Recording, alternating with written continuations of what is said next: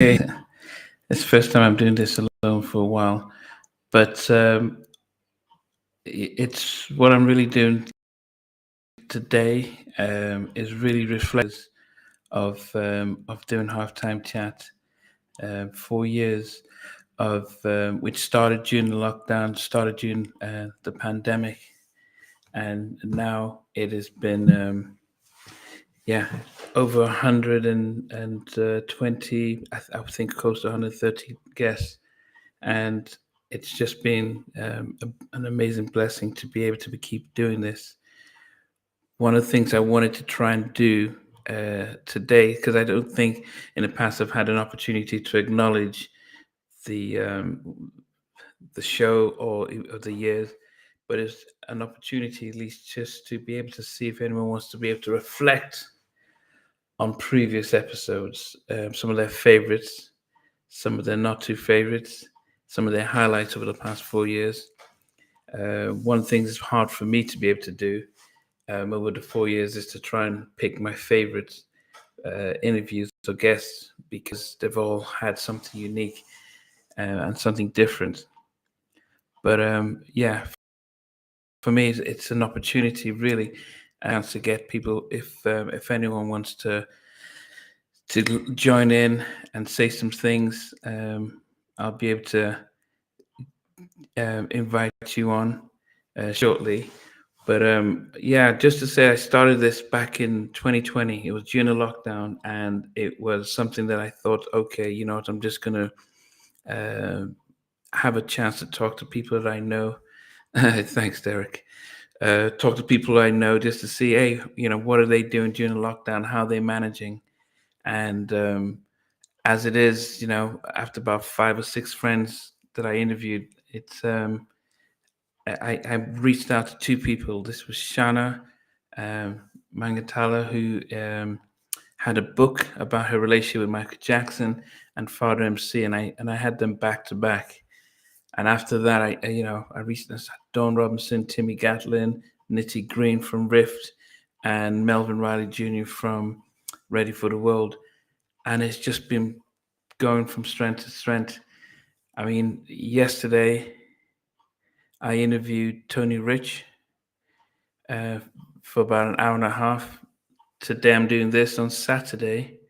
I'm interviewing Tim Kelly from Tim and Bob. Sunday I'm going doing another New Jack Swing podcast. Monday I'm doing a live um, with Law. We're going to talk about the music industry, New Edition, because he's good friends with New Edition, and also he had a lot to say about the Diddy situation. I'm interviewing Terry Walker, British soul singer. Wednesday, I'm interviewing um, Tony Rich again. Thursday, Trisha Covington. And I think on Saturday, it's Joyce Irby from Climax. And so it's going to be, yeah, so it's going to be nonstop over the next 7 days, 8 days. But yeah, it's just been great. And actually, the fact that a lot more people have been deciding to come on board. They watch the episodes. They sometimes see episodes of other people, and then they say, "Hey, can I come in to kind of counter some of the things that have been said?" That's been great as well. I'm going to put in the chat the link. So if any of you want to, you know, come on, talk, just give me some of your, you know, your 5 favorite episodes over the years that you've watched. It would be great just to get everyone to reflect on what they've enjoyed watching, and you know, anything that, you know, highlights over the past 4 years. And I guess it's hard if you've just joined halftime chat over the past maybe year to be able to go back and start watching 100 different video interviews. That could be hard. But yeah, I think there's a time I realized that if you think my interviews are average about 2 hours a guest, so we're talking about over, oh goodness, my maths. If you know, yeah, I can't. I need to get my maths out, but yeah, it is a lot of episodes, a lot of hours of content, which even I, you know, sometimes I can go back and watch and reflect. But if anyone's brave enough to come on, thanks very much. Anyone who's brave enough, I put the link in the chat. Anyone brave enough they want to come on and reflect on their favorite episodes or a guest that they've seen, you can either put in the chat or you can come on in. Yeah, Dawn Robinson. Yes, you know what? Yeah, and I've tried to get Dawn back. Dawn was really, really great. She was just in a different space. She sang, she sang the big In Vogue song. And which no other get. I mean, some guests have sung on the show, but she was ready to sing and really was really great. There was almost 2.5 hours. But since then, she's not. She just shut herself away from doing any more interviews, because she did a lot of interviews at the same time. But yeah, Dawn was one of the ones that really opened a lot of doors because her clips went viral, so a lot of people started to see. So yeah, that was a good one.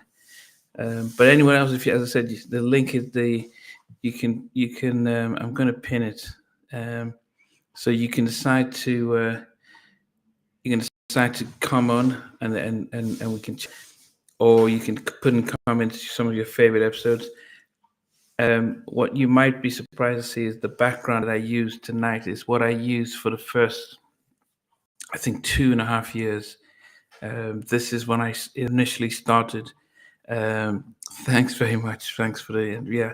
When I initially started, I this was the whole thing is must be the music, and the whole idea was um, I wanted to focus really on the music and focus on the journey, and not to the any of the gossip and things like that. So for the first 2 or 3 years or 2.5 years, this was the background that I used really just to say, hey, it's about the music. It's about the music, and that's really what has, in a way, set me apart. Monica, thanks very much. Yeah, so 6 months. Yeah, so you probably got 3.5 years of interviews to catch up on. So as I mentioned, it's been over 130 different interviews. But Tracy Spencer was a good one. Yes, 3.5 hours with Tracy Spencer, um, and she had no idea how long we were talking for. With Tracy, she looked at the end. She looked out the window and realized it was dark and stuff. Hey, Big Mike, how you doing? Yes, yeah, appreciate that. And so what I'm asking you guys, it'd be great if you have your top 5 interviews that you've enjoyed, or if you even want to come on and share some of the highlights of being part of halftime chat. That would be great as well. Because yeah, for me, it's um, getting a chance to look back at all the sort of interviews. I think sometimes it just blows my mind that look, I can't imagine all these people, and what I have to learn to do, because when I interview a lot of these artists and guests, they talk about not celebrating the moment. They talk about, okay, on to the next record, on to the next record, and they don't just like, wow, look what we've done, enjoy it and celebrate, and then move to the next one. And that's something that I'm trying to learn to do, because as I said, for anyone just joining now, over this next yesterday and all the way until probably the end of for the next 2 weeks, I probably have 8 shows that I'm going to be doing, interviews and shows that I'm going to be doing, and you can get so caught up in all those things. Hey Joseph, yeah. So you said you enjoyed the Bob Robinson one, Junior, yeah, from Tim and Bob. Yeah, I mean, that's yeah, I mean that's a good one. In fact, Tim from Tim and Bob, I'm interviewing him tomorrow night because he wanted to have his say and share his side of the story. So that would be interesting because interesting to find out, take his perspective on things. So please look out for that. And then actually starting on Monday, my interview with John B. It's really fascinating guy. He is I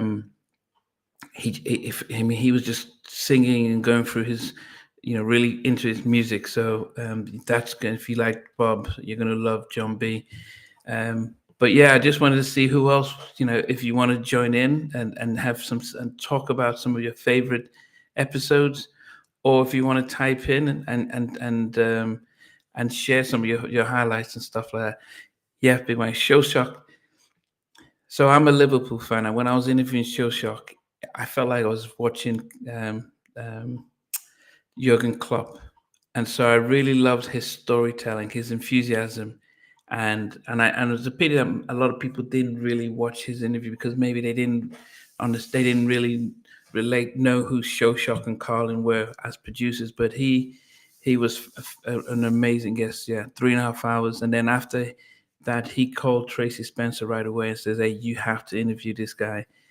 So that's one of the things I really appreciate with some of those guests is that they enjoy the experience so much that they reached out and he called Tracy and she just said, "Yep, let's do it." Um, yeah, so it was an emotional stuff for him because he was able to reflect on the passing of Maxie from Brownstone, but also his role as a father and stepping back in. So that I felt really good about that, and that's part of the episode. That's part of what it is being able to make them not realize what time it is. Have sit down and not realize how long they've been sitting down, and really talk about things to a stranger that they've never shared anywhere else. Um, so that's been good. As I said, if anyone wants any more of their favorite episodes, or as I said, I've put the link in there. You can always join in if you want to come in and also speak and share some of your favorite episodes and stuff like that. Some of the ones that didn't go well. Um, I know for me, I mean, some of the episodes like when I interviewed Angie Stone, I don't think she was prepared. I think she knew about it, and then on the day, it was almost like, oh, it's today's right now, and so she wasn't settled, and so we had about 40 minutes, and then it's going off. Can we call back? And then it took about a month to get the second part of it, and yeah, so that was a tough one. Um, but yeah, anyone else? I mean, as I said, does anyone feel brave enough to come in and join me? I know my regular partner in crime, Sheldon and Stevie. That we're back on Sunday, but yeah, I just wanted to just give people to be able to help. Just almost share what they appreciate with the channel because the channel isn't ever about me. Um, what has been a big surprise for you doing this podcast? Um, I think the biggest surprise would probably be how how the guests, majority of them, do not forget that it's been recorded, and they actually start talking as if they're talking to somebody they've known all their lives, and probably break down. I mean, not just break down, but just share things that they probably haven't shared before. That's always the surprise because they're in the entertainment industry. They're used to people picking on their words and using it against them, and but then they drop their guards. But one of the things that has helped me is that I don't use that. So I'm very careful how I when I do an interview. If I'm putting out an episode, I'm very careful not to use very sort of clickbait headlines or even use clips on YouTube on Instagram that may go viral because I don't want to generate any animosity between anyone. Even if a guest says negative things about another an artist or somebody who's been on the show, I don't promote that element because I don't want it to be as if that's the state show here. Who would be my number one guest that you would have, Big Mike? It will always be Teddy Riley. He would always be the number one. When I started, and I got in touch with him.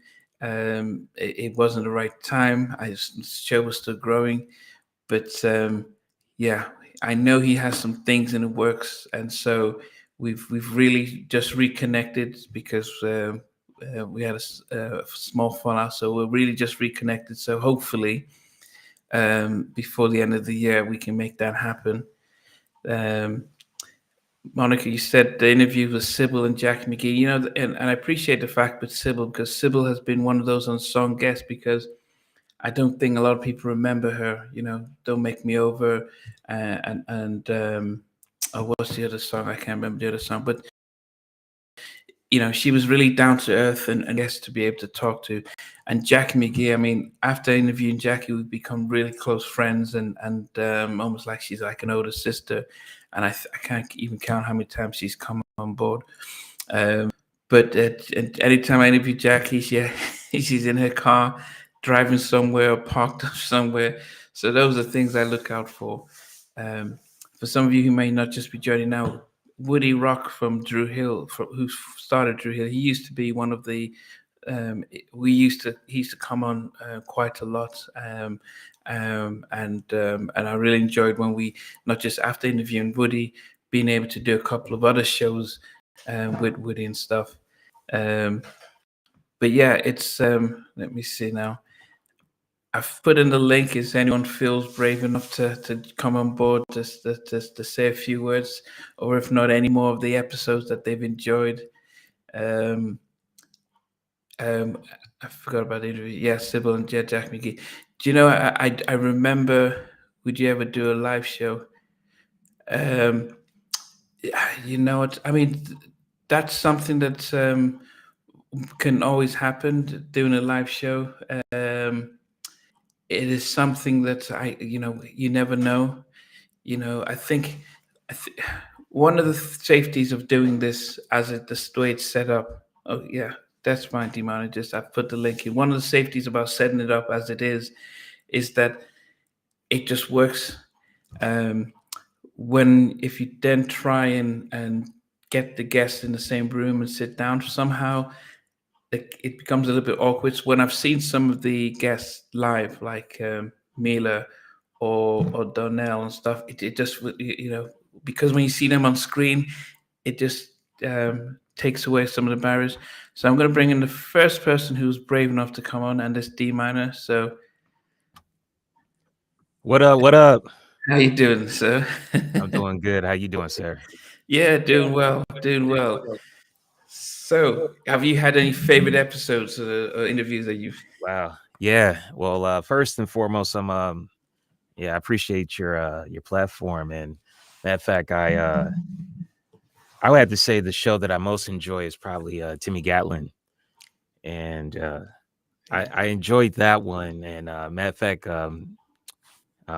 as you can see my cans, my earphones and headphones and Yeah. I'm here at work. So I Okay. too have a show on the station called KPFA, Let's Talk Music. Oh, So what was interesting, I like Timmy because he seemed to be very truthful, and for many years he's always been quiet. mhm. So I liked what he said, that he didn't want to come off as being uh, a disparaging employee, quote Yeah, unquote. So I thought that was really good, and he did kind of stay quiet for quite some time, but I always felt he seemed to have found peace in later years.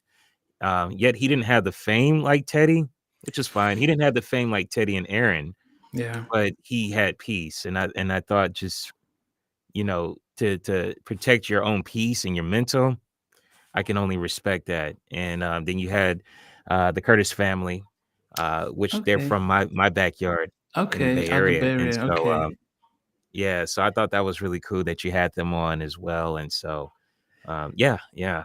So those are some of my favorites. okay. I mean, I interviewed Timmy twice. So which one did Yeah, I did? So which both did of you? them. Okay, Yeah, yeah, yeah, I thoroughly enjoyed the first one, and then of course I enjoyed the second one when he talked about the Legacy tour, I believe it yeah, is. yeah. It was the legacy tour. He wasn't too happy. Mm-hmm. I think in the back of my mind that they probably promised him to come on the tour, and when they were negotiating the catalogs, both they combined.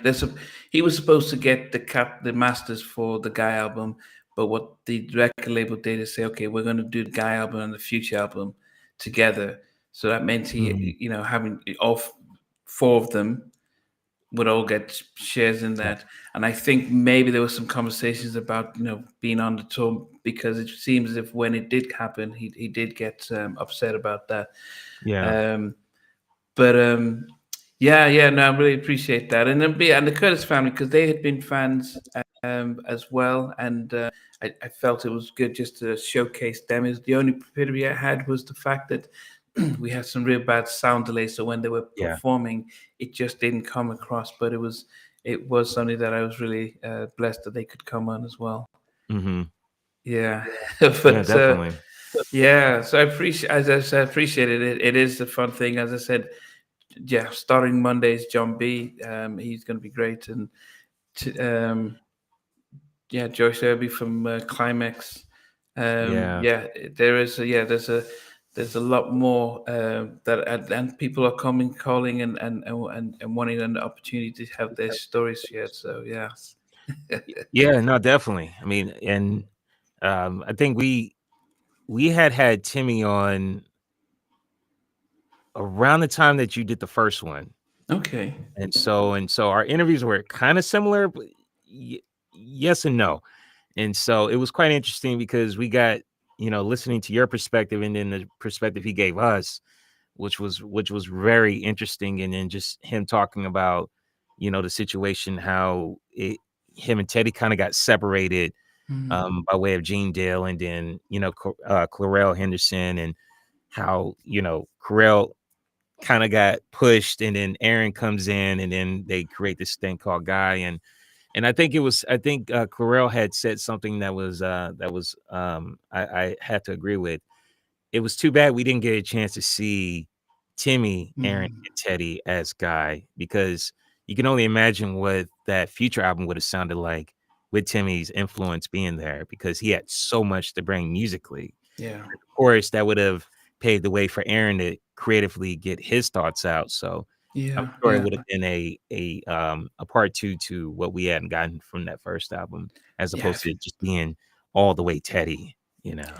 Yeah, if you think of "Make You Sweat" by Keith Sweat, that was a Timmy Gatlin written Yeah, and produced track. If you think about "When Will I See You Smile Again," that could have been Guy. Need You. Some of the Promises by Christopher Williams. So some of the tracks that he wrote for Ralph and BBD and others, Jasmine Guy, all could have just been on the Guy album. Um, Yeah. and it would have just been. And I think because he was the writer and brought in a different vibe with Teddy's innovation, it could have been a different matter. But you know, Damien did something, brought something different and unique. But Oh, for sure. unfortunately, they didn't allow. I mean, Damien unfortunately wasn't given a space to shine on that future album, and so that then affected when he went solo. We're like, well, we haven't really heard you sing, so how do we trust you? So that was, and when I interviewed Damon the first time, it was a, it was a strain.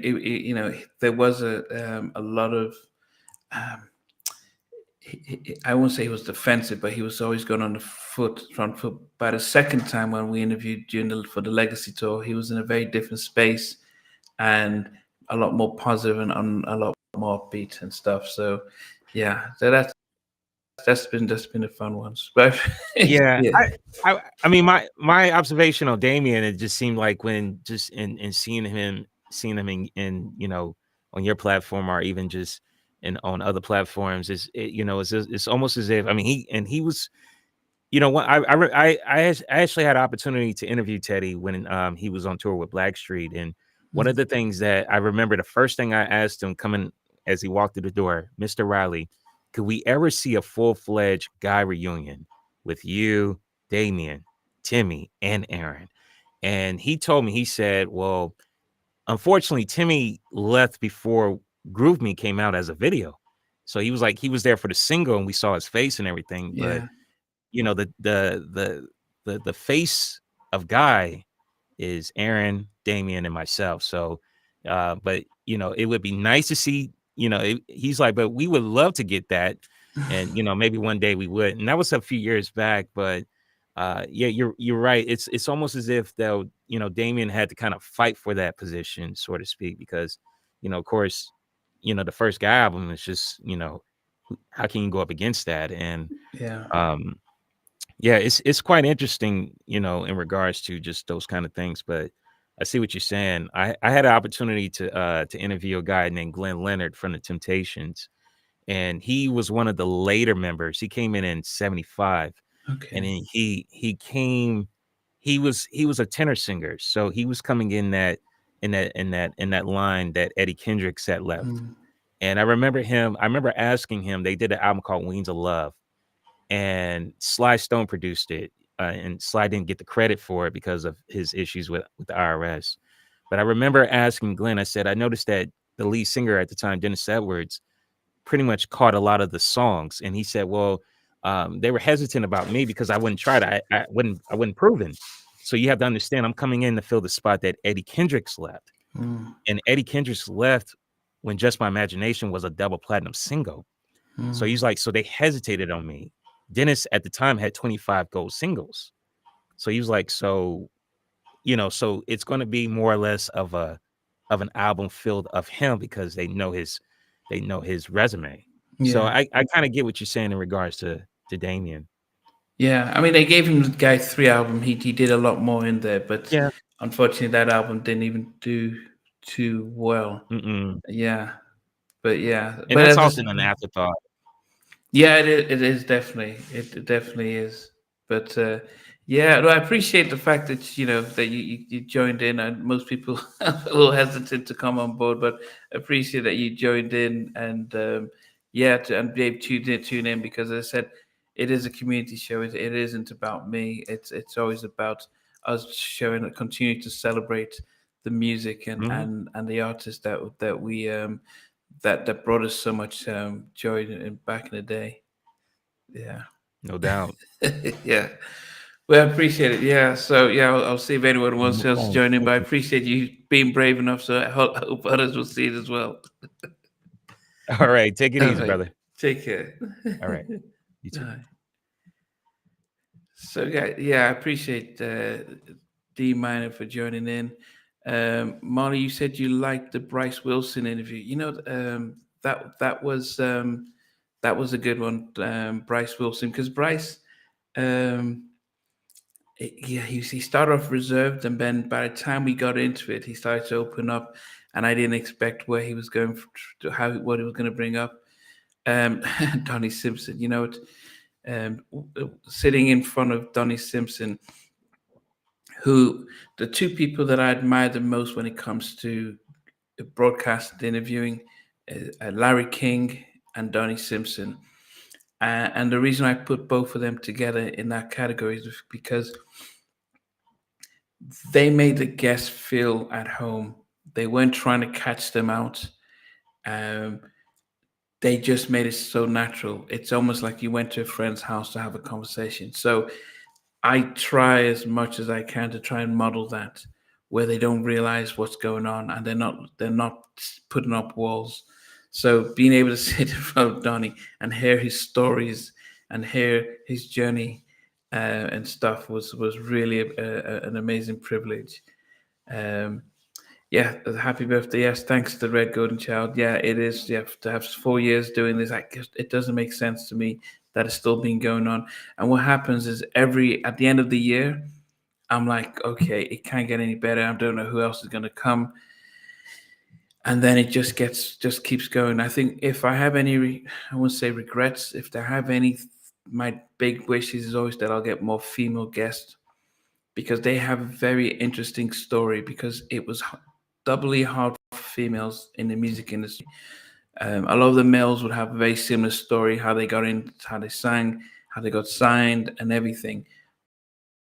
But for women, all the challenges of being taken advantage of, um, have to keep up looks and appearance and not the voice. I mean, just all those that they faced, especially towards the mid to late 90s when image became more pushed by the labels and not the talent, where you have to have the talent, but if you had the looks, they could use auto tunes. So if you think about someone like a J Lo, who could never really a singer and couldn't have come out in the 80s as a singer. But because autotunes was around, it's easier to pull that off. And of course, she's learned to improve her singing voice, and she was a good entertainer. Um, but that was the big change and stuff. So um, yeah, so trying to get more women on the show is what I really want. Hey, thanks, there, Mac. But yeah, if anyone else still wants to be able to come on and just like D Minor came on to share and really have a conversation as well about some of the interviews and some of the things that you met, and it's really interesting talking to him for him to give his perspective on things, especially because he's doing the same thing. That is definitely good. I know you do the polls on our favorite songs. So what have you discovered about the um, discovered about the people's choice? What I discovered is one, I knew that "Can You Stand the Rain" was it would win any poll, so that was one. Two, anything that Michael Jackson is in, he will win. So I'm mindful of reducing that. And three, Waiting to Excel is probably one of the albums that doesn't matter what it's going up against, um, apart from maybe the My Life album. Though, so I've realized that. And the other things I've learned is that there's not enough in the community. There's not a lot of Beyonce fans or Destiny's Child fans, so she doesn't fare well in any of the polls. But as I keep and doing and saying for the past 3.5 years, is that the polls are really a chance to remember some of the things that we enjoyed, and sometimes having to go listen to the songs again. Because if you think about it, when I have an interview, I have to go and listen to the catalog so I can, be able to when I'm talking to guests, say, yeah, I like this song and I like that song, and I'm like listening to some of the catalogs and some of album cuts. And man, some of these album cuts were much better than the singles that came out. And then you start realizing how good the music has been, and so I discover a lot from that. So part of the polls is really to get people to go back and just rediscover the music, because even though there's some good music that's out, it's really not can be hard to find. So sometimes it may be just go back and celebrate the old. Yeah, Kurt M, thanks very much. Yeah, that's the whole thing about um, that's kind of the things about what I try to do is really I sit down and sometimes I'm asking questions that I wish that I think that all of us would want to hear and answer. Um, when I last night I spoke with Tony Rich, um, but we didn't finish because we after about an hour and a half of the interview, he had an appointment, so we're going to finish it up on Wednesday, I think. Um, but one of the things I asked is about his relationship with Babyface, because the rumor we had was um, he was brought in to replace Babyface, and he had to clarify that no, that was not the case, and actually, by the time LA and Babyface is separated and gone their own ways, it took about 2 years before he joined, so he wasn't a direct replacement and stuff like that. But he also mentioned that when his song "No One Knows" came out, a lot of radio stations kept saying that it was written and produced by Babyface, and he had to try and defend the fact that his brother wrote it and he produced it. So um, so hearing these stories and being able to share them, um, and like you say, you don't remember some of the names, but the shows, the interview guy with the guy while he was cooking, cooking. Yeah. So that is Jimmy Love Jenkins. So Jimmy Love Jenkins was the vice president of promotions at Uptown Records. He was good friends with Andre Harrell, and they started Uptown. And yes, and Jimmy, he was a big shot in at Uptown. As I said, co-founded. He got Eddie F on, and we're working on a big interview with two other big Uptown stars to come and do a live. So that's in the work, and hopefully in the next couple of days or weeks, where I should be able to announce another edition of Uptown Pioneers with two of the biggest Uptown artists. Um, not Mary, but others. Yeah. Is it hard to balance the US versus UK market? And I'm sure the difference between the countries. Um, do you know what? I think so. I do the interviews at around this time. So it's about 10:30 in the UK, and in the US it's about 5:30 Eastern time, 2:30 Pacific. It's hard to get. I mean, most British people and most people around the world know us. A lot of people know them, so it isn't hard to be able to promote. What is going to be hard is some of the UK artists, trying to get them on the show for people to appreciate. So I hope you guys are going to enjoy when I interviewed Terry Walker, and share her story, because she's a good soul, UK soul singer. Hey, Colin. As I said, the invitation is open for you guys to come on and to share your some of your favorite episodes over the past 4 years, and be able to see some of your best ones. Be able to share and come on and talk about some of the good ones that you've had. I hope it's Christopher Williams. Yeah, well, it could. And yeah, so it's going to be two. I'm in bed. Yeah, it's going to be two. Yeah, so yeah, it could very well be. It'll be great to um, Nona Gay and Denise. So I think some of the things that also has happened. Some of the best interviews I've had are some of the times when some of some of you guys in the community have actually connected me with. Um, um, so Bonnie the Barge, I got somebody who reached out to me and says, "Hey, love the show. Actually, I mean, I'm good friends with the Barge family. Do you want to interview Bonnie because you've interviewed Elle, which was awesome." Somebody reached out to me and says, "Hey, I've been watching the show. Hey, I have connections with Sister Sledge, Kathy Sledge. How about dinner?" I mean, those, that to me, because you have to understand, it's really so.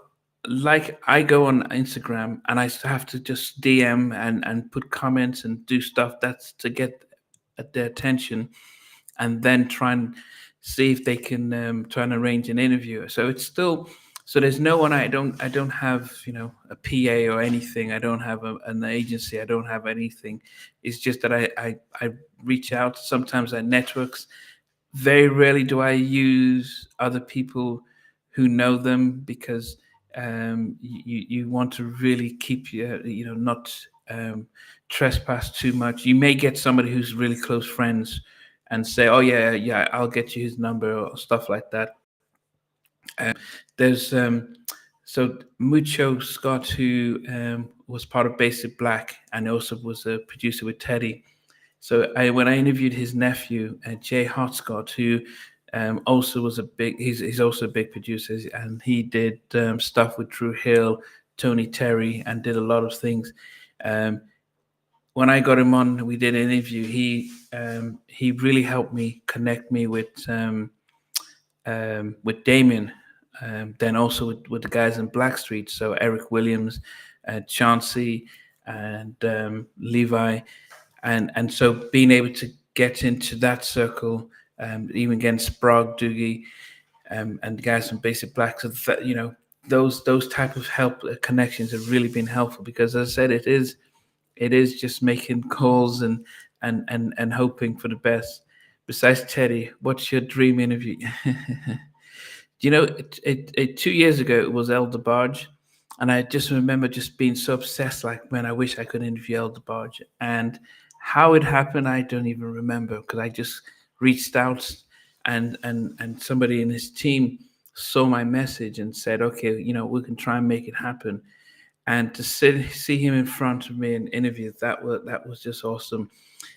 If I could interview anyone other than Teddy, um, goodness, I think it might be Mary J. Blige, because I don't think she's had a good interview, because she has a lot of walls.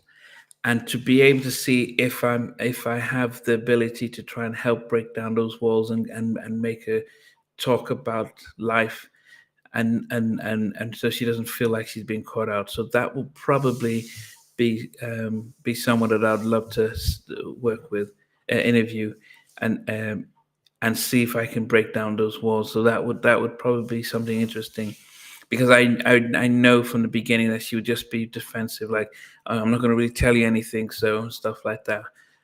So that would be an interesting one. So Mary J. Blige would be something that I'll definitely want to try. Um, I think it'd be interesting to hear more about the music with Mary. Yeah, you know what? But Mary's she's I think so. As a therapist, what you want to always do is to try and get to see the person who's and try and break down those barriers and those walls. And because they're so used to talking about music all the time, it then they detach themselves from the interview. So if you think of Tracy Spencer, who had just been in isolation for 30, 20, 30 years, 20 years or so, speaking a little bit about the music, but speaking about the journey means that you actually, spent 3.5 hours just talking without recognizing. Um, and so I realized that with a lot of them, apart from the producers, um, when you talk about life, they're more engaged because they're so used to being they're so used to talking about the music and stuff like that. I do believe that they open up and some start cooking. Yes, yeah. Somebody mentioned about the Jimmy cooking. Yeah, Jimmy.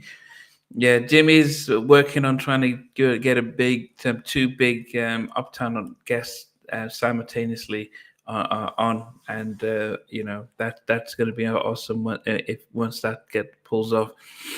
But yeah, that's yeah. I mean, if you think that he cooking was bad, I mean, please watch my interview with Angie Stone.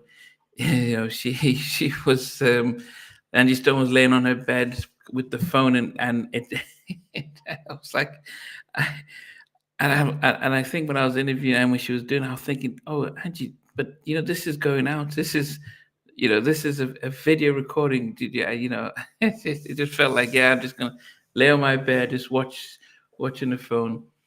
How do you feel about Apple naming? Yeah, so for those who might not understand, might not know, um, Apple Music did a chart of the top 100 albums, the favorite albums, and people were supposed to vote.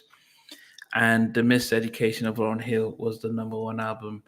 And as much as I think it was a beautiful album, great album, I it just they had Lemonade from Beyonce in the top 10.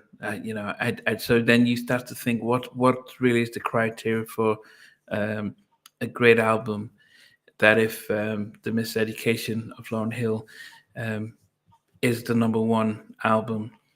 So yeah, yeah. So it's and I think people might think, well, Thriller is the most is the biggest selling album in the world. Should that be the number one? Um, I don't know. I think it's everything's subjective, but I do wonder if why and what if there's something deeper about that Lauryn Hill album. The fact that she only did that one album, she did the MTV Unplugged, which I think actually I love that album. I love the rawness of that, and I wish you can actually record that in the studio. Um, but yeah, so but I have to learn it's subjective. It's the same way I feel about Grammy Awards, the same way I feel about Rock and Roll Hall of Fame. I think they're just meaningless. They don't have the same value they had, you know, 20 years ago, and so I don't respect any. I don't acknowledge any of that anymore. If somebody has a Grammy or an Oscar and stuff, I'm like, oh, well done.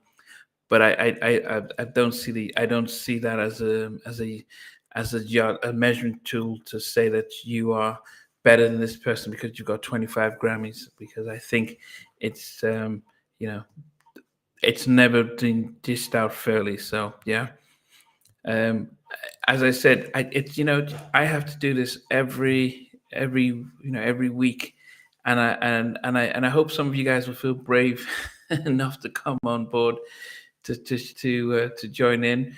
But yeah, you can still type in if there's some favorite interview episodes. Another one that I would say that I really appreciated was Tabitha Duncan from Cut Close.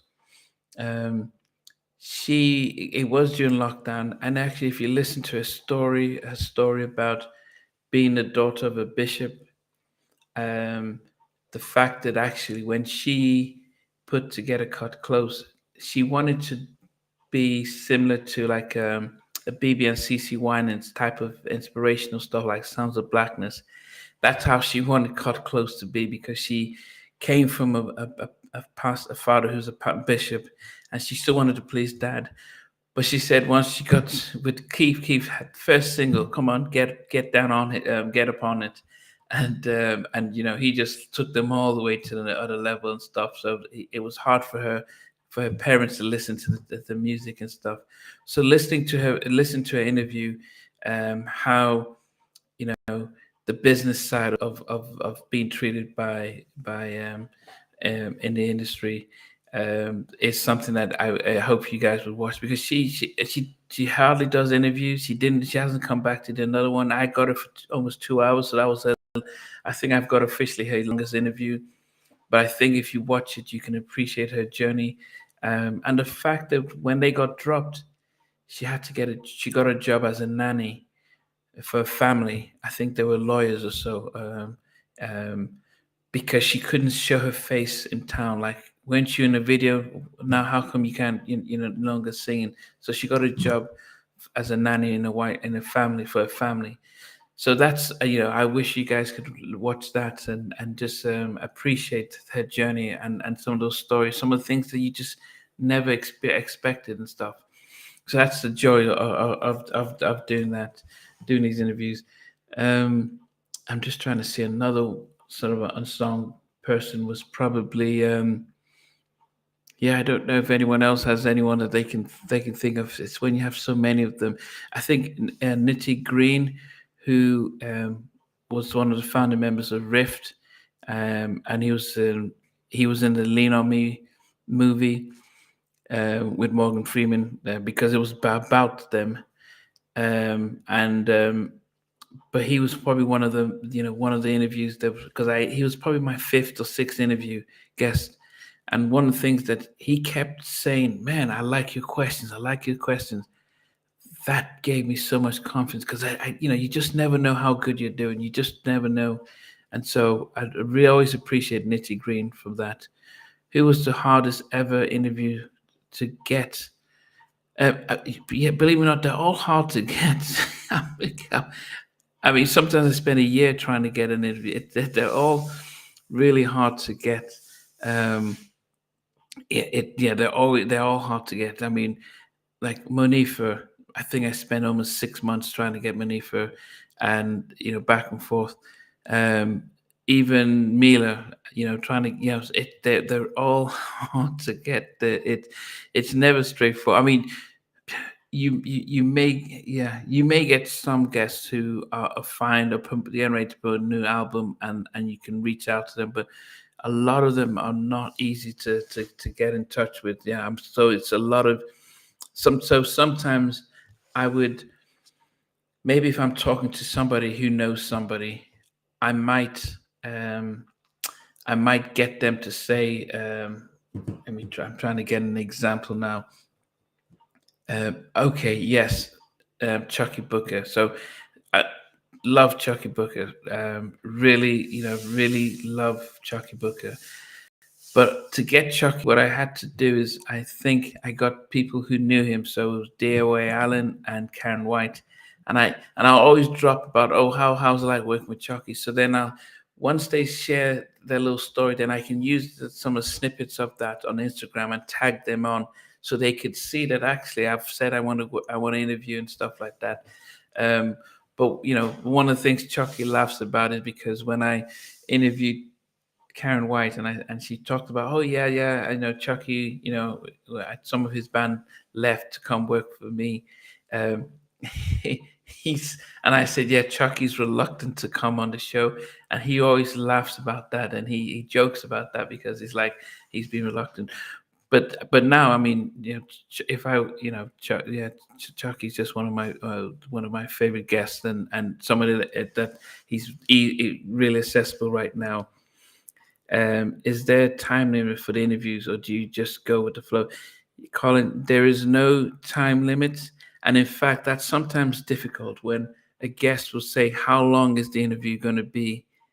And I get afraid when they ask that question, because if I told them that, oh, my last interview was 3 hours, I don't think anyone would volunteer to do a 3 hour interview or 2 hour interview or an hour. That just seems like a long time. But there is no, I mean, because so one of my new guests that's coming up, I'm interviewing next weekend. They asked the same question. So what are the questions? Can they bring questions? And I said, look, there's no questions. All I'm just going to do is go through your life story and actually just start from the beginning and get work our way to where you are now. And along the way, we may talk about, oh, you came out with this album. What was that like? Then you left the label. So those are just sort of milestones along the journey. But it's about from where you're from, where you grew up, how you got into the industry, highs and lows, and so it's just going with the flow. And sometimes, yeah. So and majority of the guests just like that because they don't. It's no time with that. Um, but I think, yeah. So, but as I said, when I look at my clock, and I get an hour and a half, then I'm like, okay, everything else is gravy. For me, a great interview, it has to be at least 2 hours. Three is great. I think four is a little too long. But I think by the time we get to three and a half, then we're like, okay, we've got a lot of stuff here, and it's really just because they've shared a lot. It just means that people are going to learn so much more about stuff. So that's what it is. So I don't. I think, like, okay, do I prepare questions? I probably might. So I'm going to interview Tim Kelly from Tim and Bob tomorrow, and what I'll prepare is, okay. I mean, we got a lot from Bob. Bob talks about his journey, his music, but then I realized, oh, I want to talk about the Bobby album. How was that like working on the Bobby album and doing three ballads off the Forever album?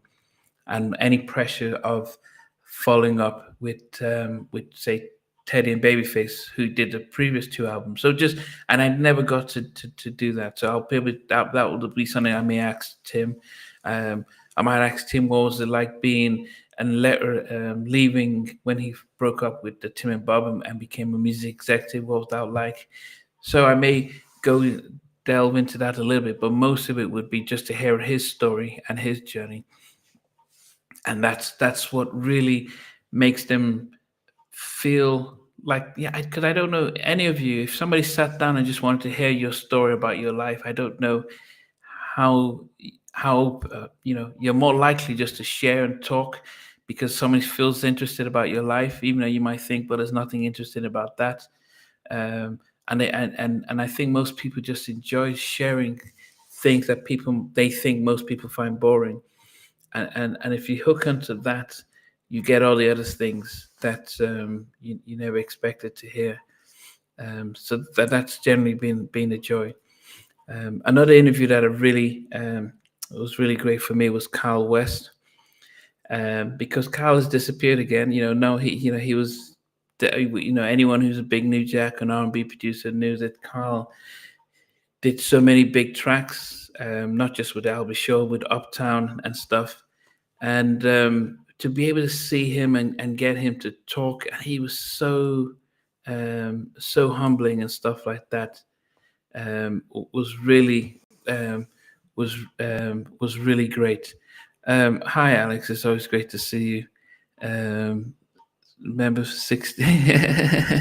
Happy fourth anniversary to you, Nnamdi. Thanks, Alex. I know you've been Alex has definitely been someone who um, is into, always asks the questions ahead of time for the guest. But yeah, so to be able to get interview here from Cal West. Okay, let me see who is brave enough to come on. Oh, Turkis. Hello, hello. Okay, hello Alex, how you doing? I'm doing well. Okay. Yes. So what has been your favorite episode? I was watching Keith Anders and Shanice. Okay. So you've actually enjoyed Keith Anders' interview. Yes, yes. Okay, okay. And then Shanice as well? Well, You've no. you enjoyed Shanice? Yes. Yes, yes. I think Shanice, that was really. I did enjoy interviewing Shanice. I think she was probably one of the only guests that my children knew who she was. I don't think they my children, they're young, so they don't really know most of my guests, but they all know I like your smile. But I really enjoyed interviewing Shanice. And what did you enjoy about Keith Anders? I just love his production work and songwriting. Yes, yes. And actually, I must say that I didn't. He wasn't as popular um, as say Jimmy and Terry and Babyface and Dallas and stuff. But when you do look at his catalog of music, you realize that he has done so much. Yes. So apart from those two, who else have you enjoyed over the years, Alex? Babyface. Well, I haven't been able to get Babyface yet, but I know that you're a big fan of Babyface, and I'm still trying to get him on the show because but I know he's doing some shows now, but I'm still trying to get him. So hopefully I can get him on the show. Can you ask Babyface to talk about the song "Smile" that was written by Babyface and Shanice for her Love Face album? Okay. Yeah. So as I said, that's going to be. So for my goal for 2024 would be to try and get Babyface and also Teddy Riley on the show. So But I'll, in, I'll I yeah. also know that Usher did a song with Babyface on the unreleased track. There goes that feeling again from Okay. his 2000 unreleased album All About You. Oh, okay. I mean, I'm going to be, as I said, that's going to be one of my goals. I mean, Babyface and Joe. So if anyone wants to know, Joe is another one that I've been trying to get and trying to, but he's been elusive so far. So Babyface and Joe. Bobby, so hopefully, with New Edition, with the guys from New Edition, because they're getting ready for their second Vegas residency next, I think it's in a week or so. After that, then I'll be able to pull out all my connections to try and get them, get a member of New Edition and maybe Babyface and stuff. Yes. So I'm still waiting for John B. John B, yes. So this weekend, so for those who are members, they will be you'll be able to see the full interviews. I think tomorrow, and then everything will start on Monday. Um, different chapters because it's it's just for people to appreciate. But John B was a good one. So I've just it's just yeah. So you'll be able to see him from tomorrow, Alex. But in the meantime, John B. wrote and sang the demo of In the Late of the Night for Tony Braxton. Okay. Yeah, he did talk about a lot of the work he did. So don't worry. Once you get to see him, you let me know what your thoughts are. But always appreciate you, Alex, because I know for the past a year and a half, you've definitely been a big supporter, and you always ask the questions from Brian Alexander Morgan to for Babyface and everything. So I've always appreciated you. So I appreciate um, that you're still there supporting and stuff. So um, and I'll be sure when I do get the Babyface interview to get you to give me some questions before I meet him. Okay, Alex. Well, I appreciate it, Alex. Thank you, Master. Thank you so much. All right, Thank you thanks, Alex. so much. You're welcome. Yeah, I appreciate Alex. Alex has really been a big supporter. So guess who just came out of the woodworks here? It's our friend Stevie Street. He said one of his favorite interviews was DOA Allen. It was amusing as type of journey. Guys, I hope you do get to listen and watch the interview with DOA Allen. He had so much passion when he was telling his story. He was really, yeah, I mean, and you know, he got me on the edge of my seat just listening to his journey and how he did things. And um and I think one of the things that really surprised me is the episode is the he was the Ribbon Nation tour when Janet and Chucky were choosing the band and who were going to be part of the band for the Ribbon Nations tour. And Janet, Chucky said Janet made the choice of who she wants in each position because Chucky knew some of all the most of the musicians were good friends of his, and it came down to the bass. And he had one of his friends he's known since he was a kid, and he had DOA who he became really good friends with, and he didn't know how. He said, Janet, you have to pick who you want, and DOA gets the gig.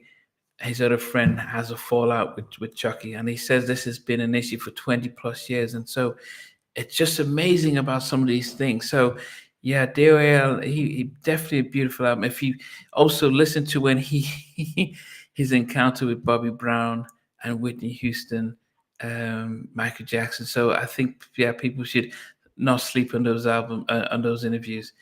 Can't forget the interview with Father MC. The man held the phone for hours.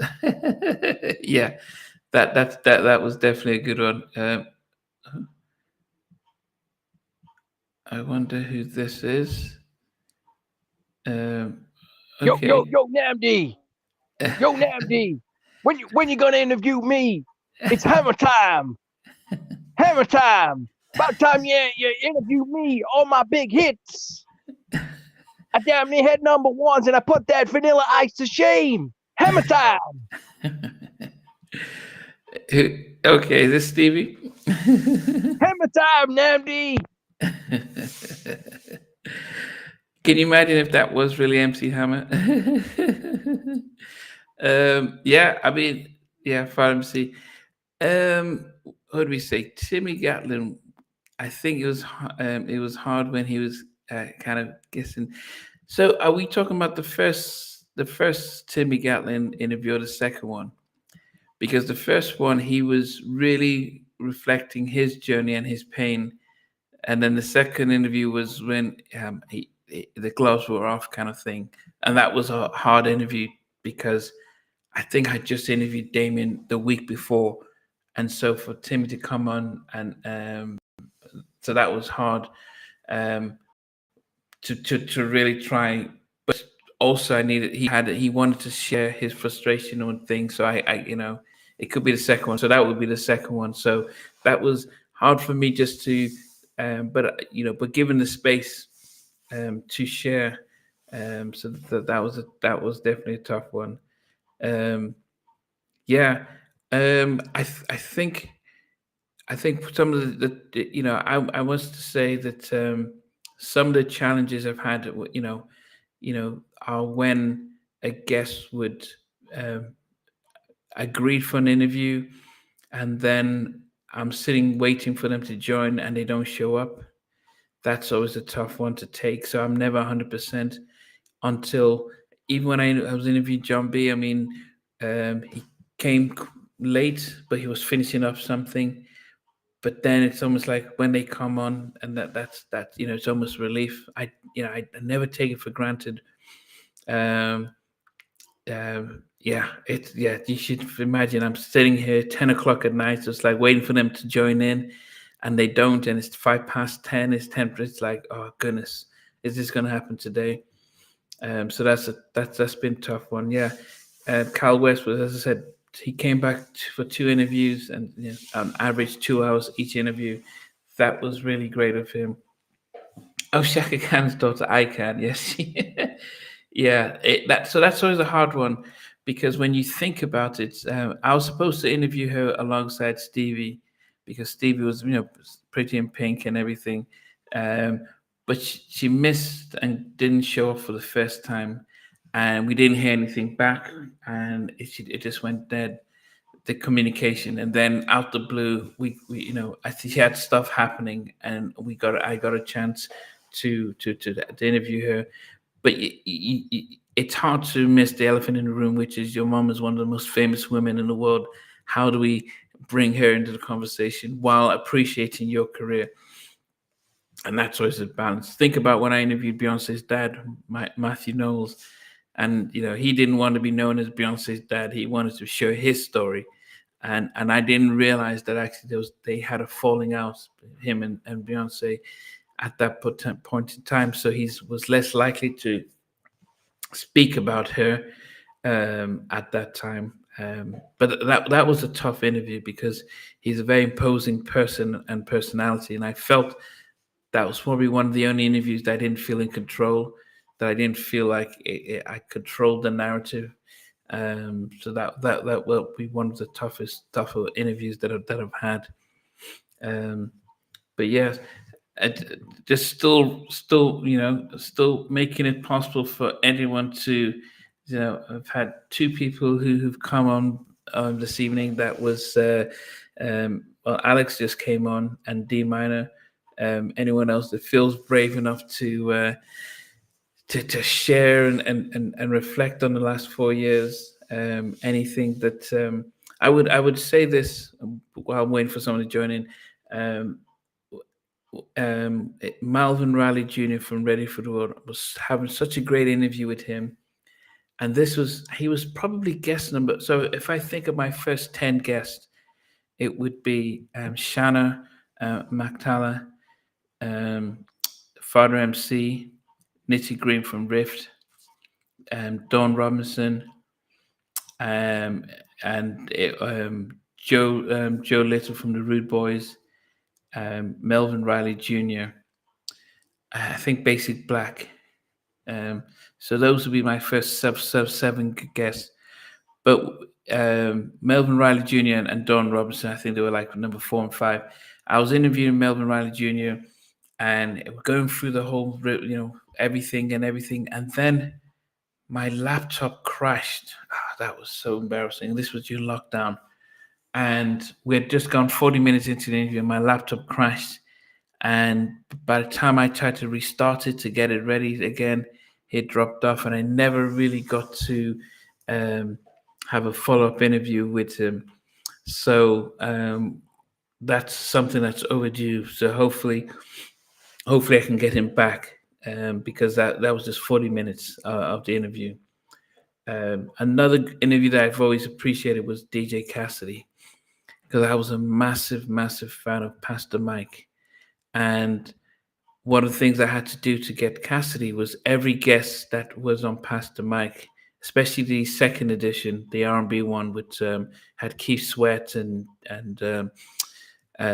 who else was on? Keith Sweat. It had Chucky Booker. It had Troop.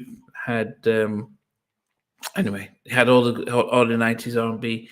So anytime I interviewed anyone that was on any edition of Pastor Mike, I'd always have to get them and say, "What was it like being on Pastor Mike?"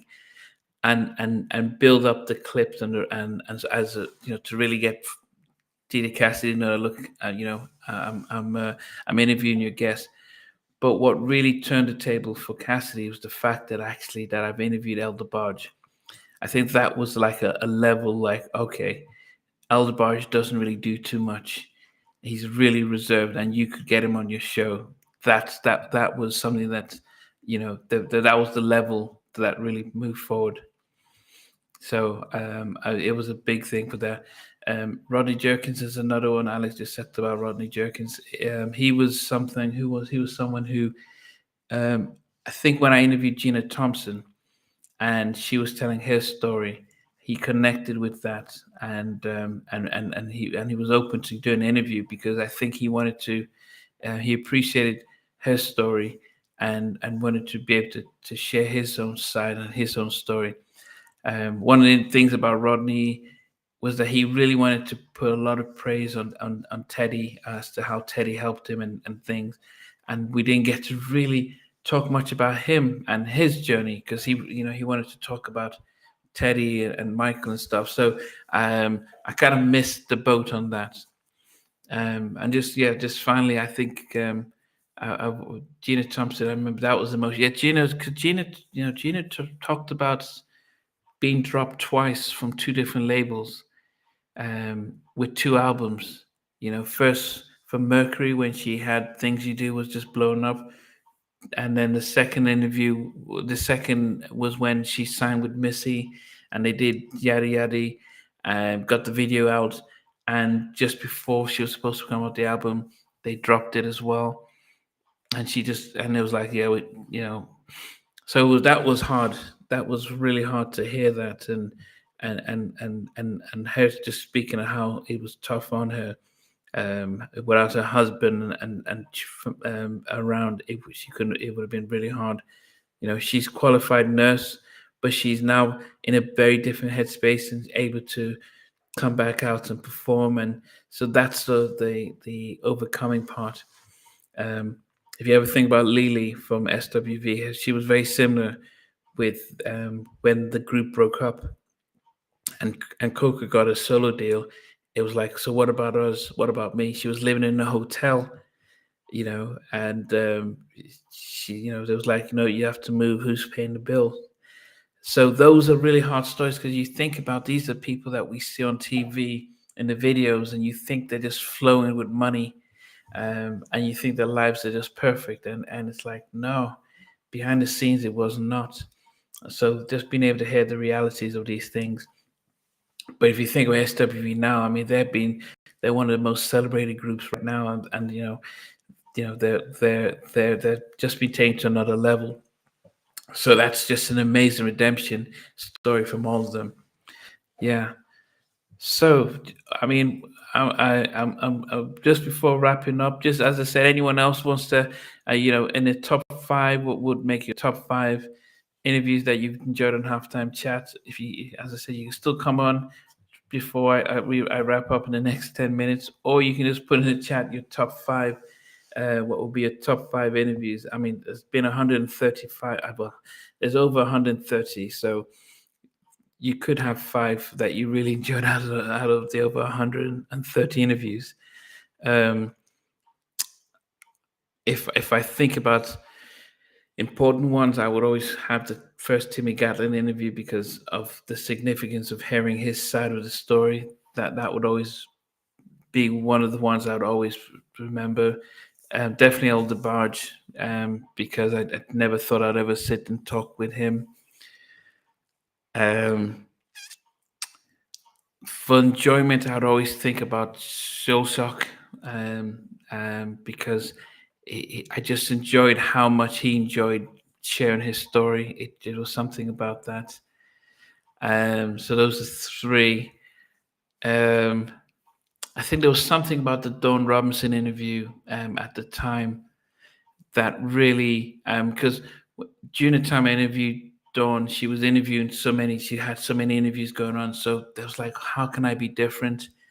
And I think there's a time if I look back at that interview, I think there was a time I was talking to her as if I've known her all my life, I did stuff in that interview that I don't do anymore. Is I hogged a lot of the conversation and was trying to put my point across, which I don't do. I hope I don't do anymore. But I look back at that and thought, I had too many opinions when having a conversation with her. So that was number 4.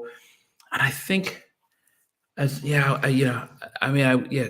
enjoyed Karen White, and I enjoyed Carl West. There may be a point where I might look at Tony Terry. So Zay just put Tony Terry in there, and there was something about the Tony Terry interview that at the time I thought Tony Terry was going to be my new best friend. I'm telling you, I'm like, this is, yeah. So there was something about just having him talk and share that I thought, oh man, we're going to be best of friends. And unfortunately, I don't know if he shared more than he should have, but he ended the interview abruptly and said, "Okay, we'll reconnect and finish up the interview later." And that was the end of it. So I always wonder about that interview. So I would always put that in there. But maybe my interview with Tammy Lucas, the first one, um, that's been the only interview that I've been starstruck was with Tammy Lucas because I'd never seen her before. Um, Never seen Tammy before. It was her birthday, so the day we scheduled the interview, then the day I set up to start the interview, I saw it was her birthday, and I thought, oh man, well, it's not going to happen.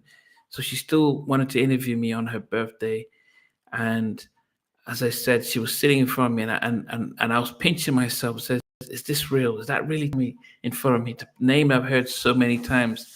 So that would always could be down as another one of those interviews. Okay, so Jeremy has been brave enough to put on his list of 5. He has Timmy Gatlin. I'm sure this is probably the first Timmy Gatlin, not the second one.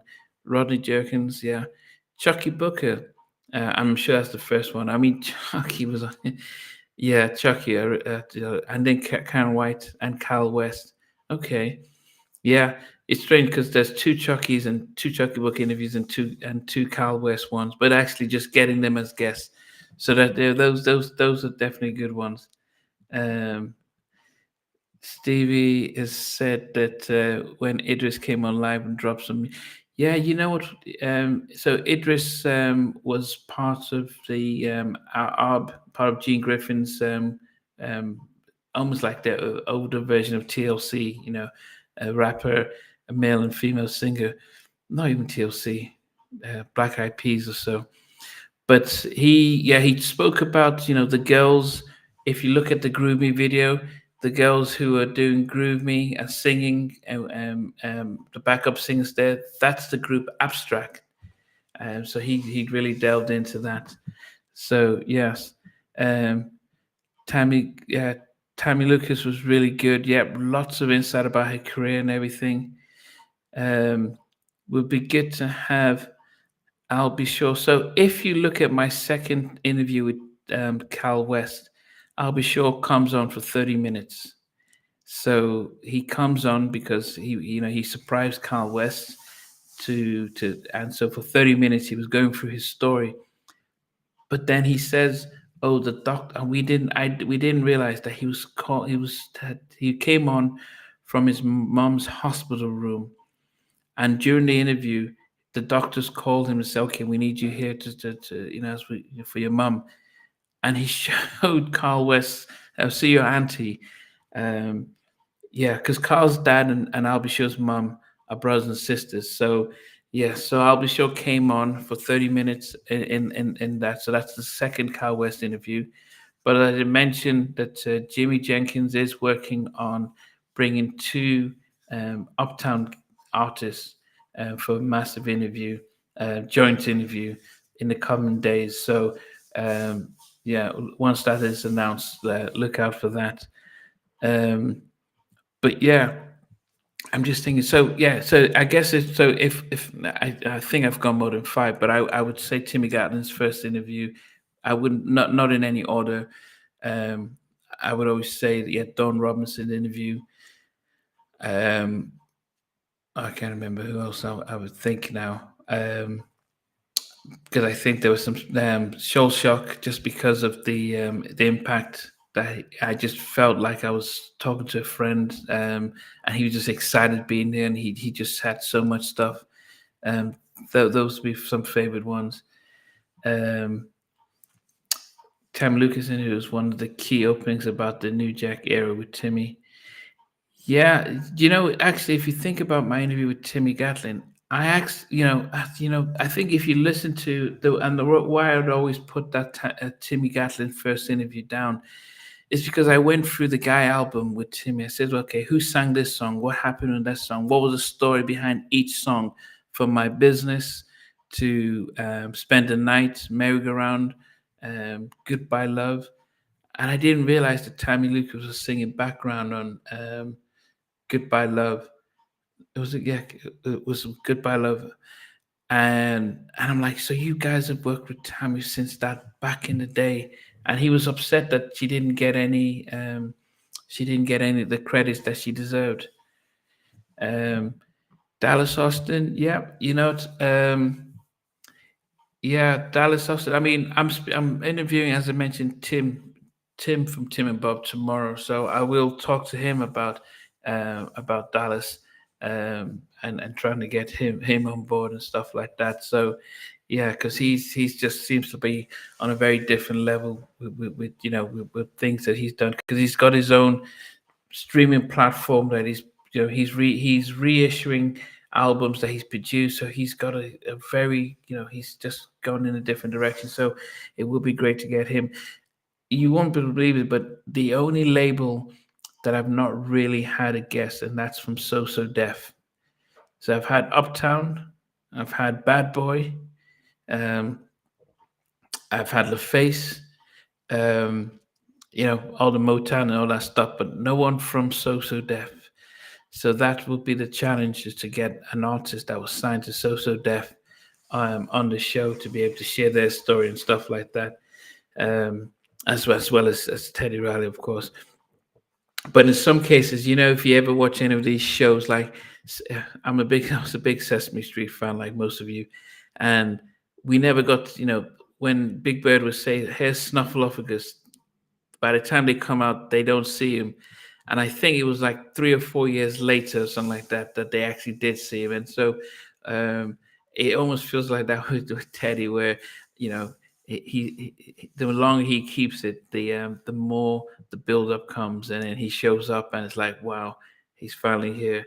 So and hopefully he'll have one of those 4 hour interviews, so we pick everything from production to New Jack and stuff like that. I don't even know how I'm going to prepare for that interview. Do I talk about why he wasn't on the History album? I think others have filled in because he wanted to focus on Blackstreet, and he knew that if you commit to a Michael Jackson product, you probably spend an hour, a year and a half coming up with songs, and he may just pick one out of the 30 songs that you produce. While if he's on the Blackstreet stuff, there was more legacy there. So and that's what some of the guys alluded to, is that is why he wasn't in History, which I was disappointed with. So that would be interesting, just to talk to him about a lot of those things. Some of the tracks, like um, Jane Child track, and some others. So that would be great to be able to talk to him. I actually, there was a chance I did during, when I started off to interview to get Teddy, and I had to put a list together of all the things that I was going to talk to in the interview. But it didn't work out at that time. So I need to find that list and get and update it before he comes on. But another guy you should look at it for is John Marie Havert, who was Teddy's engineer during Dangerous album, the Bobby album, um, I think he was in the first Blackstreet. So during the time Guy broke up in '89 to about '94, he was out in Virginia Beach, Teddy's engineer. So it's John Marie. His interviews, he was just sharing a lot of backstage stuff. So that would be good as well. We need to do something from the Perspective label as well. Oh, Perspective, yeah, yeah. So well, that's Mint Condition. They sort of broken up. So it's Stokely. I don't even know the guys from Solo. Um, yeah, John. I love John. Um, Actually, somebody who I've been trying to get from a long time is Jimmy Jam. Jimmy's probably one who you don't. He'll probably be an open book, but he's doing a lot of stuff. He had his radio show. He was doing a lot of stuff with the Academy of with the Grammys and the Rock and Roll Hall of Fame. So he's really, really busy. Um, but he does, when you do appreciate him, he does acknowledge that. But I've been trying to get him to interview for a while, but I've slowed down slightly because, yeah, I know one day he'll say yes, the same way with Teddy and stuff. But anyway, yeah, it is quite different when you don't have your team, as I said, Sheldon and Stevie on. But nonetheless, it was a chance for you guys to come and to reflect on 4 years, some of the highs and some of the lows. some of the things that have been great about halftime chat and others. Um, but you know, in all, it's been an amazing journey. But when I started, it was probably 10 people, 20 people watching, and you're just excited that somebody's watched it and shows an appreciation and likes it, likes what you've put together, and the fact that it's grown. A lot of people check in to watch different things. It makes it all worth it. I mean, it's a lot of work. As I said, it is about 11:30 at night now. Tomorrow I might do another 2 or so hours. The same on Sunday and Monday and Tuesday. So all next week, every day, it's going to be a lot. Um, but the fact that people appreciate what you're doing makes it all the worth it and stuff. So I appreciate everyone who joins in. Like I said, it's good to know when people have favorites. And I actually this is one of the things I had to learn, was not just to move on to the next guest, but actually sometimes re-inviting the old guest back so that they have there's more of a connection. So think about Mr. Dalvin. Think about Mr. Dalvin of Jodeci. Um, I don't even know how I managed to get him. I mean, that was a good year or so of networking. Finally getting him to acknowledge my DMs, but championing his music that he gave me first interview, then the second one, and he's coming out with a new album in July with his nephew, who's Devante's son, helping with the production. And I'm sure he may give me a chance to interview him for the third time as we promote the music and stuff like that.